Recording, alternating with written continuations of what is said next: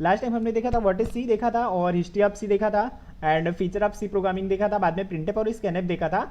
और हम लोग आज वेरिएबल्स देखने वाले हैं, ठीक है। तो वेरिएबल्स क्या होते हैं वो हम लोग इस सेशन के अंदर पूरा कवर करने वाले हैं, वेरिएबल्स क्या होते हैं वो देखने वाले हैं। ओके ओके, तो हम लोग देखते हैं वेरिएबल्स क्या होते हैं, ठीक है। ये 5-6 दिन का सेशन रहेगा, इसके अंदर मैं आपको स्टार्टिंग से लेके एंड तक सी प्रोग्रामिंग पूरे अच्छे से मैं सिखाने वाला हूँ 4-5 दिन के अंदर, ठीक है।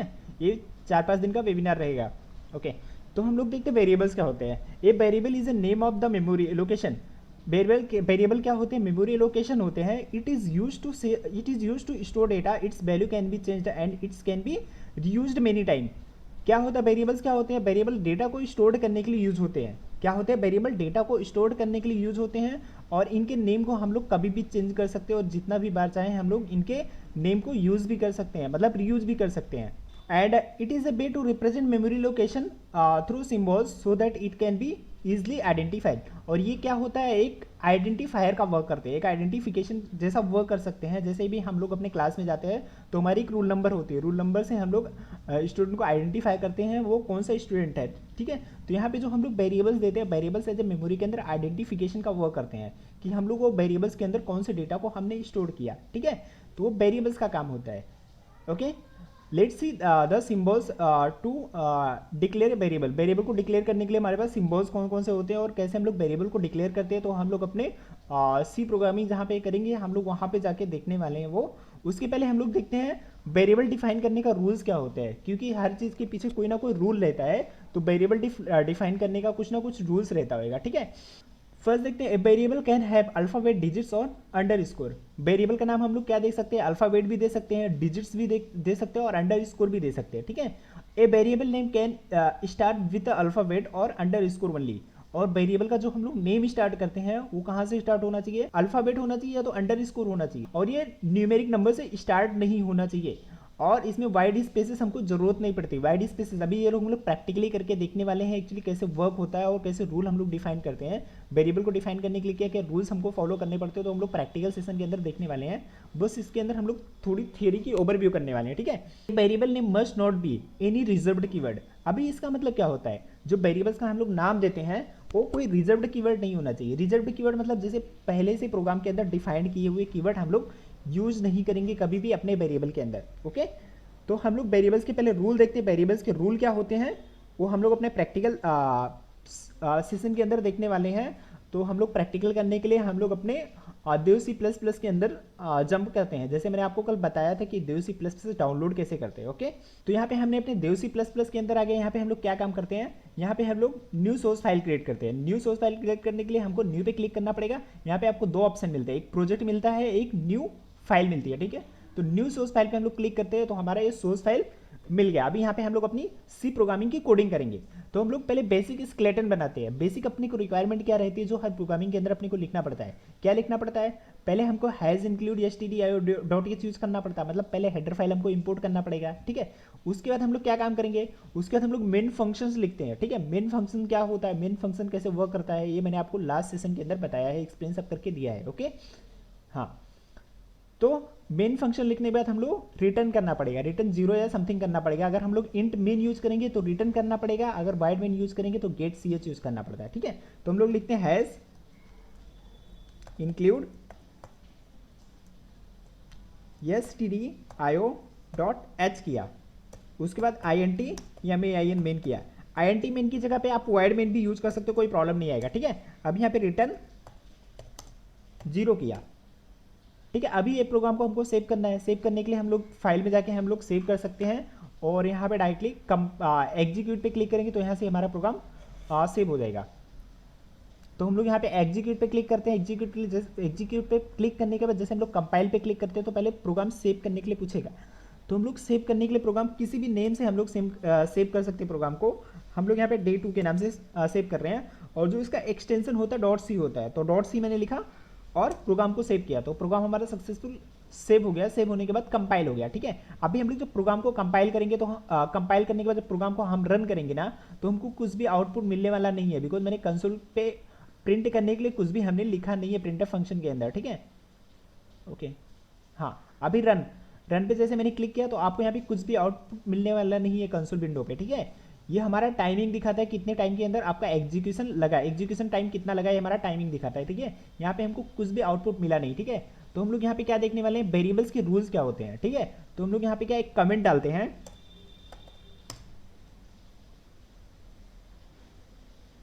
Variables rule, okay, variables rule.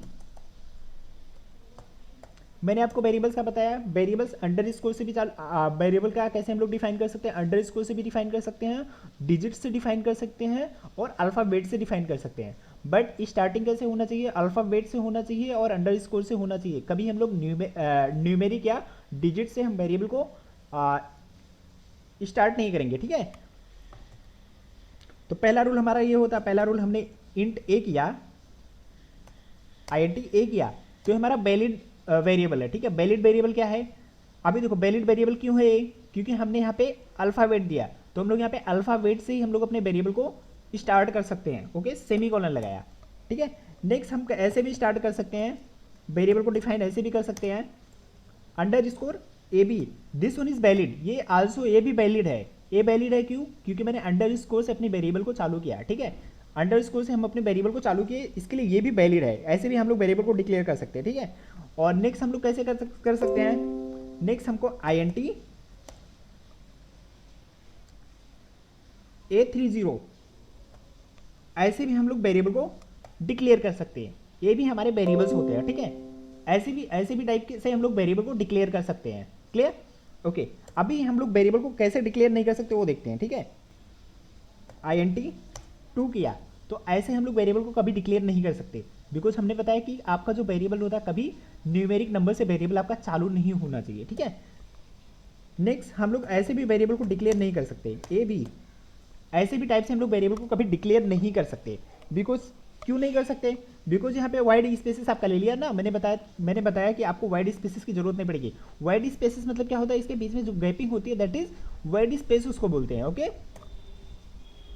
Next हम लोग क्या बोला मैंने आपको, कभी भी वेरिएबल का नाम रिजर्व्ड कीवर्ड नहीं होना चाहिए, तो एक रिजर्व्ड कीवर्ड है, तो ये भी वेरिएबल का नाम हम लोग कभी नहीं दे सकते, ठीक है। तो हम लोग इसको क्या बोल सकते हैं, यहां से इसको बोल सकते हैं valid VALID, valid variable name, okay. और यहां से इसको क्या बोल सकते हैं, इनवैलिड वेरिएबल नेम,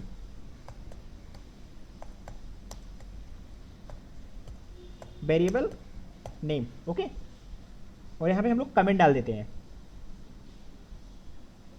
तो वेरिएबल डिफाइन करने के ऐसे रूल्स होते हैं, यहाँ पे हमने ए किया, यहाँ पे हमने अल्फ़ाबेट से चालू किया, यहाँ पे हमने अंडर स्कोर से चालू किया, यहाँ पे अल्फ़ाबेट और न्यूमेरिक दोनों लिया, ठीक है। तो ये हमारे वैलिड वेरिएबल, ठीक है। वेरिएबल को कभी भी हम लोग न्यूमेरिक नंबर से चालू नहीं कर सकते, कभी भी वाइड स्पेसेस हम नहीं यूज कर सकते, एंड कभी भी हम लोग रिजर्व्ड कीवर्ड वेरिएबल के अंदर यूज नहीं कर सकते। तो ये वेरिएबल्स के रूल्स थे, okay. I hope you got the concept, okay. Variables के रूल क्या होते हैं। तो नेक्स्ट टॉपिक होता है टाइप ऑफ वेरिएबल्स, वेरिएबल्स के टाइप क्या क्या होते हैं, ठीक है। There are many types of variables, okay, in C programming language, ठीक है। पहला क्या होता है, लोकल वेरिएबल होता है, दूसरा ग्लोबल वेरिएबल होता है, और तीसरा क्या होता है, स्टैटिक वेरिएबल होता है, और चौथा ऑटोमेटिक वेरिएबल होता है, और पांचवा क्या होता है, एक्सटर्नल वेरिएबल, ठीक है। अभी देखो लोकल वेरिएबल क्या होता है, लोकल वेरिएबल मतलब क्या होता है मैं आपको प्रोग्रामिंग के अंदर बताता हूँ, और इसको हम लोग स्टोरेज क्लासेस भी बोलते हैं, ठीक है। आने वाले टाइम में जैसे हम लोग ऑनवर्ड लेक्चर की ओर मूव करेंगे तो आपको स्टोरेज क्लासेस भी बताऊंगा, स्टोरेज क्लास क्या होता है, ठीक है। इसको हम लोग स्टोरेज क्लास भी बोलते हैं, ओके। तो हम लोग अपने प्रैक्टिकल सेशन के अंदर चलते हैं, वहाँ पे देखते हैं लोकल वेरिएबल होता है क्या होता है, ग्लोबल वेरिएबल क्या होता है, स्टैटिक वेरिएबल क्या होता है, ऑटोमेटिक वेरिएबल क्या होता है, और एक्सटर्नल वेरिएबल क्या होता है, ठीक है। इनकी डिफॉल्ट वैल्यूज क्या होती है, और इनकी लाइफ कहाँ तक होती है, इनकी स्कोप्स क्या होते हैं, तो ये हम लोग अपने प्रैक्टिकल सेशन के अंदर देखने वाले हैं, ओके। हम अपने एडिटर के अंदर आ गए, ठीक है। तो यहाँ पे हम लोग क्या काम करते हैं, पहले हम लोग लोकल वेरिएबल देखते हैं। तो हम लोग यहाँ पे कमेंट डालते हैं लोकल वेरिएबल, ओके। तो हमने यहाँ पे लोकल वेरिएबल डाला, तो जहाँ पे हमने INT A इक्वल टू मैंने 10 किया, देखो INT A इक्वल टू 10 किया, और यहाँ पे हम लोग ग्लोबल वेरिएबल डालते हैं, ठीक है। कमेंट डाला global variable, okay, global variable INT B equal to 20 किया, ठीक है। अभी देखो इसको हम लोग क्या बोलते हैं, ग्लोबल वेरिएबल बोलते हैं, इसको हम लोग लोकल वेरिएबल बोलते हैं। अभी रीजन क्या है, ये बोलने का रीजन क्या है, अभी देखो ये हमने कहाँ पे डिफाइन किया, हमारे मेन फंक्शन के अंदर डिफाइन की। जो इसकी लाइफ होती है ना, मेन फंक्शन के अंदर ही सिर्फ लाइफ लिमिटेड है। जैसे ही प्रोग्राम एग्जीक्यूट होएगा तो हमारा वेरिएबल के अंदर जो डेटा रहेगा वो डिस्ट्रॉय हो जाएगा, ठीक है। ओके अभी तो ये हम लोग कहाँ पे यूज कर सकते हैं, ये सिर्फ हम लोग मेन फंक्शन के अंदर यूज कर सकते हैं। किसी स्पेसिफिक ब्लॉक के अंदर जिस फंक्शन के अंदर हमने वेरिएबल को डिफाइन किया, उसी फंक्शन के अंदर हम लोग वो वेरिएबल को यूज कर सकते हैं। उसको हम लोग लोकल वेरिएबल बोलते हैं। ओके और ग्लोबल वेरिएबल क्या होता है, ग्लोबल वेरिएबल हम लोग थ्रू आउट द प्रोग्राम, ठीक है, कहीं पे भी यूज कर सकते हैं, तो उसको हम लोग ग्लोबल वेरिएबल बोलते हैं। ग्लोबल वेरिएबल हमेशा फंक्शन के ऊपर हम लोग डिफाइन करते हैं, ठीक है। तो ये हमने क्या काम किया, ये ग्लोबली वेरिएबल हम लोग डिफाइन किया और ये हमने लोकल वेरिएबल डिफाइन किया, ठीक है। अभी जो ग्लोबल वेरिएबल का डिफॉल्ट वैल्यू क्या होता है, global variable default value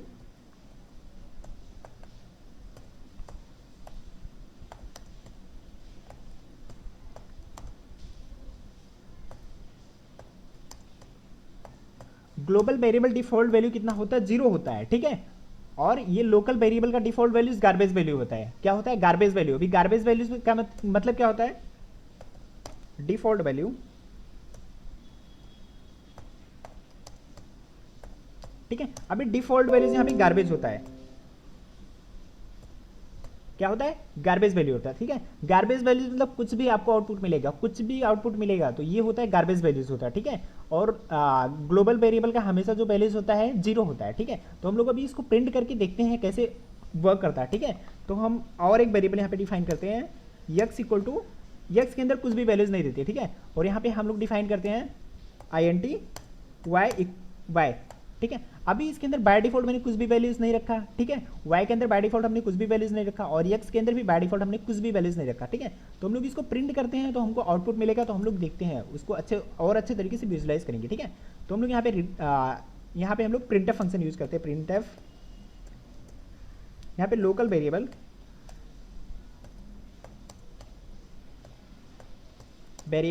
a equal to %d डाला, उसके बाद हमको /n लगाया हमने, उसके बाद किसको प्रिंट किया, a को मैंने प्रिंट किया, ठीक है। अभी हम लोग क्या करते हैं, printf local variable, local name global हम लोग प्रिंट करते हैं, ठीक है। Printf global variable b equal to %d लिखा, उसके बाद हमने /n यूज किया, /n यूज करने के बाद हमको कौन से वैल्यूज को प्रिंट करना, b को मैंने प्रिंट किया, ठीक है। ओके अभी हम लोग जो डिफॉल्ट वैल्यूज हमको प्रिंट करना वो करते हैं। पहले हम लोग लोकल की डिफॉल्ट वैल्यूज प्रिंट करते हैं, ठीक है। PRINTF local default value x equal to %d हमने कर दिया और /n डाला और यहाँ पे x को मैंने प्रिंट किया। अभी ग्लोबल को मुझे प्रिंट करना है, प्रिंटफ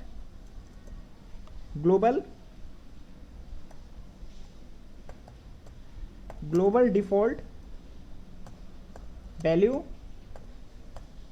ओके अभी हम लोग यहाँ पे क्या करेंगे, y इक्वल टू %d हमने लिखा और यहाँ पे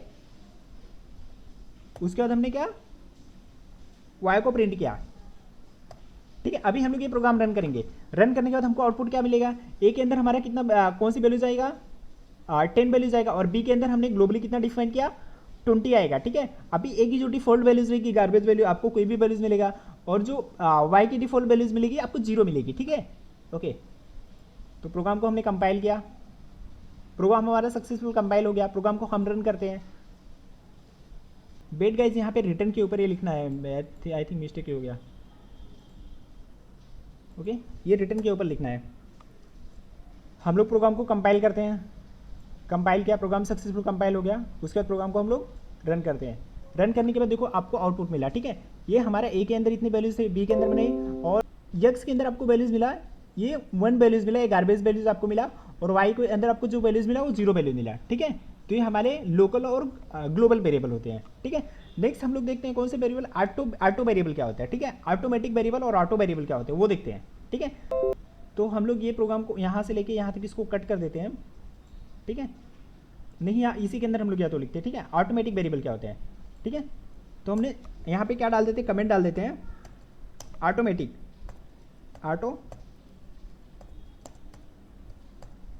ऑटोमेटिक वेरिएबल। ठीक है, ऑटोमेटिक वेरिएबल क्या होते हैं वो देखते हैं हम लोग। I N T C equal to मैंने क्या काम किया, I N T C equal to मैंने 10 किया। ठीक है, अभी I N T C equal to 10 किया तो बाय डिफॉल्ट ऑटो होता है, या लिखें हम लोग या ना लिखें ऑटो कीवर्ड, ये बाय डिफॉल्ट हमारा ऑटो ही वेरिएबल होता है। ठीक है, तो इसको हम लोग सिंपली प्रिंट कर सकते हैं। नेक्स्ट हम लोग देखते हैं स्टैटिक वेरिएबल क्या होते हैं। ठीक है, स्टैटिक वेरिएबल क्या होता है वो देखते हैं। तो स्टैटिक वेरिएबल के हम लोग नेक्स्ट एक ये लेते हैं, एक सोर्स फाइल लेते हैं, उसके अंदर हम लोग स्टैटिक वेरिएबल देखते क्या होते हैं। ठीक है, तो has include stdio.h int main return 0।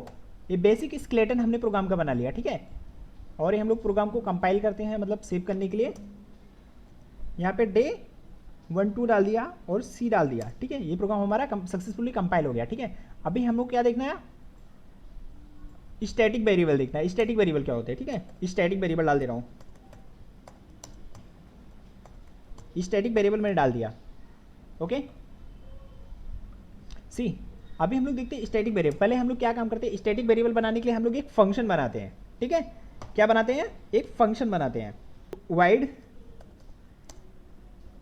नम के नाम से एक हमने फंक्शन बनाया। ठीक है, वाइड नम से नाम से एक फंक्शन बनाया, इसके अंदर वाइड पास कर दिया। कुछ पास करो या ना पास करो कोई प्रॉब्लम नहीं है, इसको हम लोग फंक्शन प्रोटोटाइप बोलते हैं। ठीक है, फंक्शन का डेफिनेशन हम लोग लिखने के लिए मेन फंक्शन के जस्ट नीचे आ जाते हैं। तो वाइड नम और इसके अंदर वाइड को हमने पास कर दिया। ठीक है, अभी यहाँ पे क्या काम करते हैं, वाइड को जब पास कर दिया फिर यहाँ पे I N T A equal to मैंने क्या काम करता हूँ 1 लेता हूँ। I N T A equal to 1 किया और इसको मुझे सिंपल प्रिंट करना है, प्रिंट एफ परसेंट डी के बाद हमने क्या काम किया, और स्लैश एन हमने लगा दिया। उसके बाद स्लैश एन लगाने के बाद हमने ए को प्रिंट कर दिया। ए को प्रिंट करने के बाद हम क्या काम कर रहे हैं, ए को इंक्रीमेंट कर रहे हैं। ठीक है, ए को हमने इंक्रीमेंट कर दिया। अभी जितनी बार हम लोग फंक्शन कॉल करेंगे उतनी बार आपका 1 इंक्रीमेंट होना चाहिए। ठीक है, तो हम लोग यहाँ पे मेन फंक्शन के अंदर फंक्शन को कॉल करते हैं।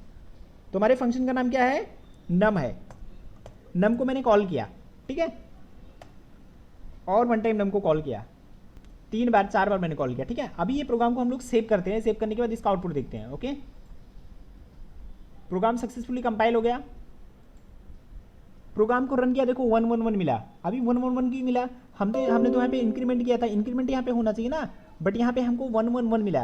What is the reason behind this कि 111 मिला। देखो यहाँ पे हम लोग लोकल वेरिएबल जब यूज करते हैं, लोकल वेरिएबल का क्या होता है, जब तक हमारे प्रोग्राम एग्जीक्यूट होते हैं तब तक उसके अंदर डेटा सेव्ड रहता है, नहीं तो जैसे डेटा डिस्ट्रॉय हो जाता है। ठीक है, तो इसका यूज करके हम लोग स्टैटिक वेरिएबल का यूज किस लिए करते हैं, डेटा को रिटेन करने के लिए। जो फंक्शन के अंदर डेटा है या जो डेटा वेरिएबल्स के अंदर डेटा है उसको रिटेन करने के लिए हम लोग स्टैटिक कीवर्ड यूज करते हैं। ठीक है, अभी यहाँ पे 1 मिला, जैसे एक बार फंक्शन चला 1 मिला, 1 के बाद 1 होने के बाद जैसे आपका इस फंक्शन के अंदर आया, जैसे वेरिएबल के अंदर जो डेटा था वो डिस्ट्रॉय हो गया, फिर 1 हो गया। सेकंड टाइम फंक्शन चला तो फिर डिस्ट्रॉय होने के बाद 1 मिला। ठीक है, अगर हम लोग यहाँ पे स्टैटिक कीवर्ड लिखते हैं, इसके आगे क्या स्टैटिक लिखते हैं, स्टैटिक मैंने कीवर्ड लिखा तो ये क्या काम करेगा, जितने अंदर फंक्शन के अंदर वैल्यूज रहेंगे वो रिटेन करने का काम करेगा। ठीक है, तो अभी हम लोग इसका आउटपुट देखते हैं, आउटपुट क्या मिलता है हमको। कंपाइल किया, कंपाइल करने के बाद प्रोग्राम को रन करते हैं तो देखो 1 2 3 4 5 मिला, 1 2 3 4 मिला। ठीक है, जितनी टाइम ये फंक्शन रन करोगे उतनी ही टाइम आपको वैल्यूज मिलता जाएगा। ठीक है, तो पहले यहाँ पे 1 हुआ, 1 होने के बाद सेकंड टाइम आपका फंक्शन चला तो ये पहले से 1 के इसके अंदर डेटा स्टोर था, इसके बाद इंक्रीमेंट होकर 2 मिला, फिर यहाँ पे 2 होने के बाद 3 मिला, 4 मिला। तो ये स्टैटिक कीवर्ड क्या होता है, स्टैटिक वेरिएबल्स क्या होते हैं, रिटेन करने का काम करते हैं। फंक्शन के अंदर जो डेटा रहते हैं उनको रिटेन करने का काम करते हैं, वेरिएबल के अंदर जो डेटा रहते हैं उनको रिटेन करने का काम करते हैं। ओके, नेक्स्ट हम लोग और एक सोर्स फाइल लेते हैं, उसके अंदर देखते हैं स्टैटिक एक्सटर्नल वेरिएबल क्या होते हैं वो देखते हैं। ठीक है, तो वेरिएबल हम लोग बेसिक स्केलेटन बनाते हैं, has include stdio.h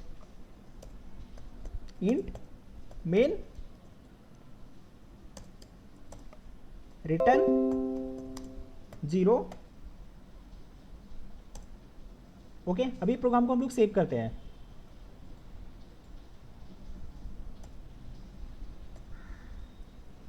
dot C plus enter से कोड को एग्जीक्यूट किया। क्या मुझे सीखना है, एक्सटर्नल वेरिएबल क्या होता है। External variable as a global variable का ग्लोबल वेरिएबल के जैसे वर्क करते हैं, ठीक है। तो हम लोग क्या डाल लेते हैं यहाँ पे, एक्सटर्नल EXTERNAL एक्सटर्नल वेरिएबल डाला, ठीक है। एक्सटर्नल वेरिएबल को मैंने क्या बोला, as a global variable work करते हैं। तो INT मैंने डाला, a इक्वल टू मैंने 10 डाल दिया। तो ये ग्लोबल वेरिएबल बनाना है, इसको हम लोग किधर भी कहीं भी एक्सेस कर सकते हैं, ठीक है।